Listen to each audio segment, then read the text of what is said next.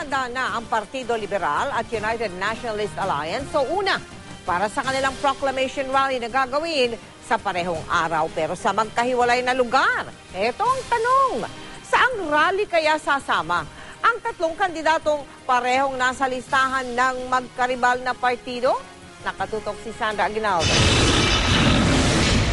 Sa February 12, magkasabay ang proclamation rally ng Partido Liberal at United Nationalist Alliance. Posibleng sa Plaza Miranda sa Maynila gagawin ang sa LP sa pamumuno ni Pangulong Noynoy Aquino, kung saan magiging aktibo raw ito sa pagsama sa mga political rally. Sa Vote-Rich Cebu City naman gagawin ang rally ng una sa pamumuno ni Vice President Jejomar Binay na sasama raw sa mga sortie. Pero ngayon pa lang, tila nagpapatutsadahan na ang magkabilang panig. Mayroong mga claim yung kabila na hindi naman kami opposition. Baka malito yung tao eh. Hindi pala sila opposition eh. Boto rin natin sila. Ganun. Baka Pinoy din sila eh. Hindi yun ang team ni Pinoy. Kaya gusto namin i-clear na hindi ito yung magiging kasama ni Pangulong Aquino for the next 3 years.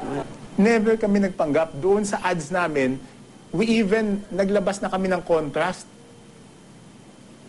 Pinaliwanag namin ng maigi na yung kabila ay daang matuwid at kami ay daang maganda.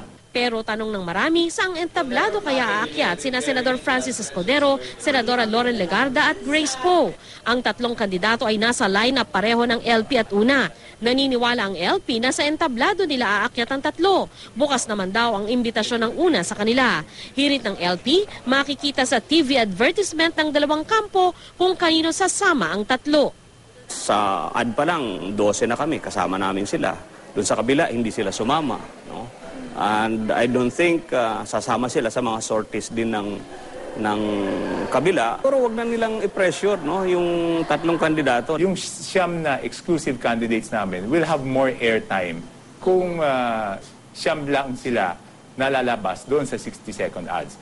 And at that time, before shooting the ads, I went to 2 of those common candidates at nagpasintabi ho ako.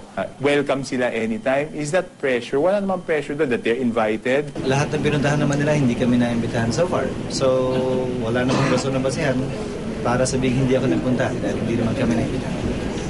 Kami nasabihan na kami ng Liberal Party, so talagang nakaplano na nasasama kami dun sa rally na yon. Ilang beses naman naming sinubukang kunan ng pahayag si Legarda pero sinabi ng kanyang staff na abala ito sa isang out-of-town engagement. Sandra Aguinaldo, Nakatutok, 24 Oras.